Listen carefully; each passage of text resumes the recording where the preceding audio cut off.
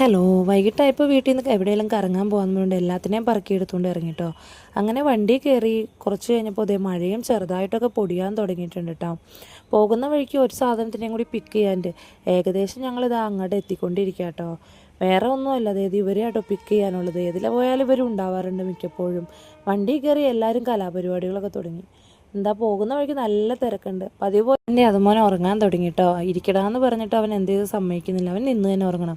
അങ്ങനെ വലിച്ചു കയറ്റി തത്തയുടെ മടിയിൽ എത്തി കഴിഞ്ഞപ്പോൾ തത്തയും പകർച്ചവ്യാധി എന്ന പോലെ അവക്കും ഉറക്കം തൂങ്ങി തുടങ്ങി.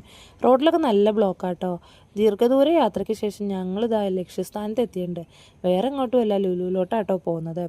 അങ്ങനെ അവിടെ എത്തി എൻട്രൻസിൽ കയറി കഴിഞ്ഞപ്പോൾ തന്നെ മക്കളെ എല്ലാം കൂടി വിളിച്ച് എണീപ്പിച്ചു. പിന്നെ തത്ത എത്ര ഉറക്കത്തിലാണല്ലോ. തത്ത ഏതാ ലുലു എത്തിയെന്ന് പറഞ്ഞു കഴിഞ്ഞാൽ തത്ത ഞെട്ടി എണീക്കും. അതിപ്പോൾ എവിടെയാണേലും. ഇപ്പോഴായി പിന്നെ അവളെ ഉറക്കത്തിൽ നിന്ന് എണീപ്പിക്കാൻ വേണ്ടിയിട്ട് ഞാൻ ചെയ്യുന്നത് അതാ. തത്ത ഏത് ലുലുമാൾ എത്തിയെന്ന് പറഞ്ഞു കഴിഞ്ഞാൽ അവളെ എണീറ്റോളൂ കേട്ടോ. അങ്ങനെ ഞങ്ങൾ വണ്ടിയും പാർക്ക് ചെയ്തിട്ട് അത് അകത്തോട്ട് നടന്നുകൊണ്ടിരിക്കുക കേട്ടോ. വണ്ടി ഇട്ടിട്ട് നടക്കുന്ന ആ ഒരു സമയമുണ്ടല്ലോ, അതാണ് എനിക്ക് ഏറ്റവും വലിയ ഡിഫിക്കൽട്ട്. അത് കഴിഞ്ഞിട്ട് നേരെ ഹൈപ്പർ മാർക്കറ്റിലോട്ടാണ് പോയത്. വരുന്ന വഴിക്ക് അനീത്തിക്ക് ഡയപ്പർ ബാഗ് മേടിക്കാൻ വേണ്ടി ലുലു ഫാഷനിൽ കയറണം, അവിടെ ഡ്രസ്സ് നോക്കണം എന്നൊക്കെ പറഞ്ഞുകൊണ്ട് പോകുന്നു. പക്ഷേ നേരെ ഹൈപ്പറിൽ ചെന്ന് കഴിഞ്ഞാൽ പിന്നെ ഒരു ലോകവും ഇല്ല കേട്ടോ. നേരെ സാധനങ്ങളൊക്കെ നോക്കി ഒരുപാട് സമയം പോയി. അവൾ മോനെ ഫീഡിങ് ബോട്ടിലും പിന്നെ ഈ ഡയപ്പർ ഞാൻ എടുക്കണോ വേണ്ടയോ എന്ന് കുറേ ആലോചിച്ചു. നീ എടുത്താൽ ഞാനെടുത്താൽ നീ എടുക്കാമെന്ന് പറഞ്ഞ് ഞങ്ങൾ അങ്ങാടും ഇങ്ങാടും തട്ടിക്കൊട്ടിണ്ടിരുന്നു.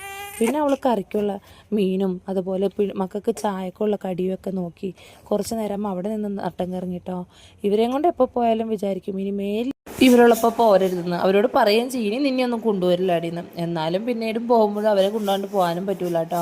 അങ്ങനെ ഐസ്ക്രീമൊക്കെ നോക്കി നിന്ന് ലാസ്റ്റ് ബില്ലടിക്കാൻ വേണ്ടി നിൽക്കുന്നതായിട്ട് കാണുന്നത്. ഇന്ന് വലിയ തിരക്കൊന്നുമില്ല, അല്ലെങ്കിൽ പോയി കഴിഞ്ഞാൽ തിരിച്ചു പോരാൻ വലിയ ഇതാവും. അങ്ങനെ അവിടെ നിന്ന് ബില്ലൊക്കെ അടിച്ച് ഞങ്ങൾ പുറത്തോട്ട് ഇറങ്ങി കേട്ടോ. അങ്ങോട്ട് കയറിപ്പോയത് നേരം വെളുത്തപ്പോൾ എങ്ങാണ്ട് രാവിലെ കയറിപ്പോയതാണ്. പക്ഷെ തിരിച്ചു വന്നപ്പോൾ നല്ല ഇരുട്ടിയിട്ടുണ്ട്. അപ്പോൾ ഇന്നത്തെ വീഡിയോ അത്രയേ ഉള്ളൂ. ബായ്.